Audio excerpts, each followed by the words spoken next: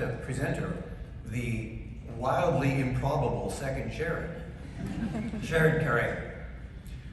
Sharad is an award-winning storyteller and documentarian. He's the founder of Human Biography, an agency that produces original video content for amazing brands and organizations across the globe, including TED, Microsoft, UN Women, and the David Lynch Foundation. Please welcome Sharad.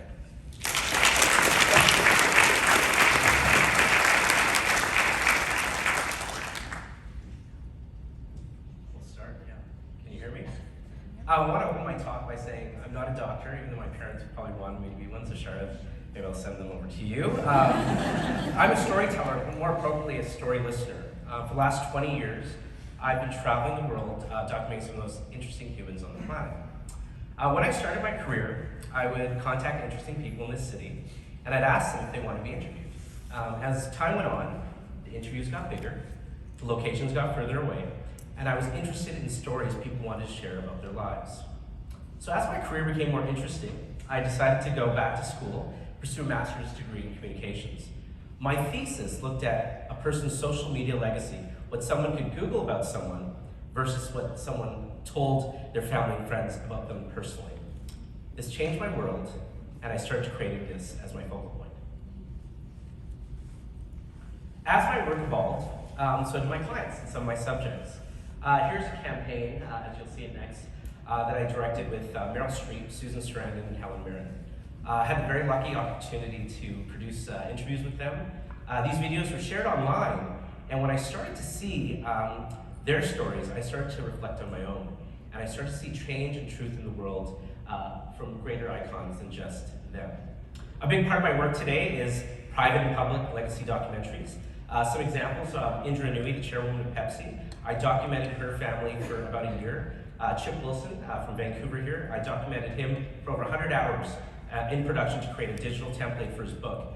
Every client of mine is interesting. Every subject is different. They all leave me wanting for more. In 2020, everything changed for me. I couldn't go anywhere, so I started to look at how I could help people here in British Columbia. One of the projects I took on was with the BC Cancer team up in Kelowna. I moderated their cancer talks where I would interview patients about their stories.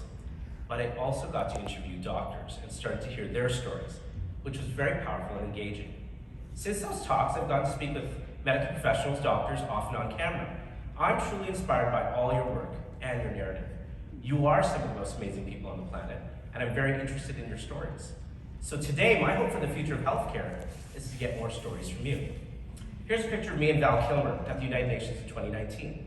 When I got to interview Cal, he'd gone through some procedures because he had throat cancer that ended leaving him unable to speak as he once had. When I was researching Val, preparing for my interview, I found that there were so many posts of people making up stories about his health. They were false and sometimes hurtful. So here's the problem. Misinformation is everywhere. Online, most notably during the COVID pandemic. When I started to research, I found out that it said 1 in 5 Canadians checked the accuracy on COVID-19, only one in 5 Canadians check the accuracy of COVID-19 information.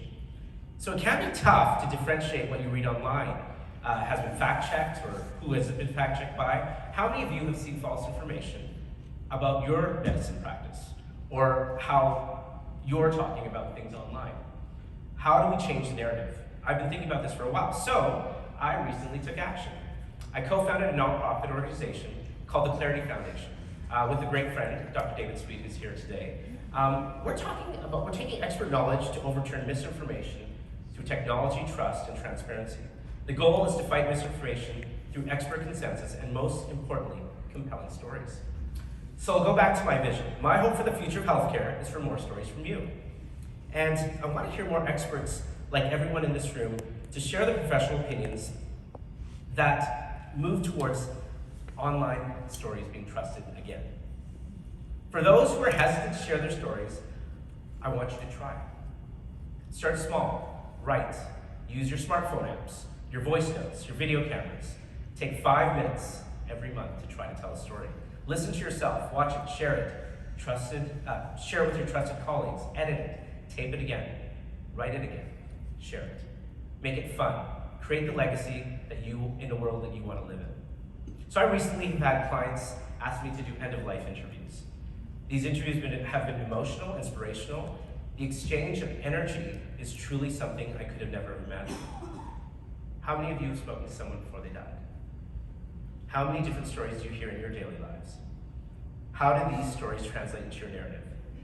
There are two things in life. Everyone will love someone, and everyone will miss someone.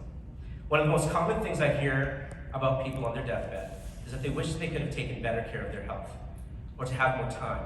Some of these people got their health information online, and they had no other resources.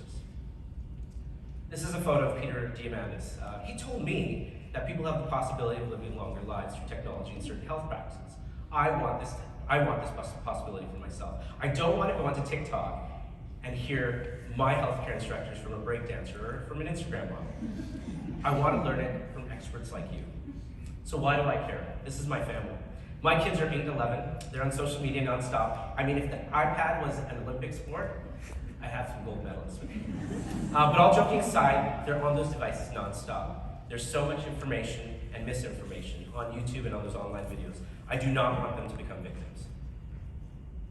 The next photo, this is Ariana Huffington and I. This was early in my career. She taught me that everyone has an audience. People want to hear your stories. Some of you are sitting here today, who cares about my stories? I've got other work to do. I say there are not only people that want to hear your stories, but they will thrive because of them. Sharing stories is important because it's the right thing to do.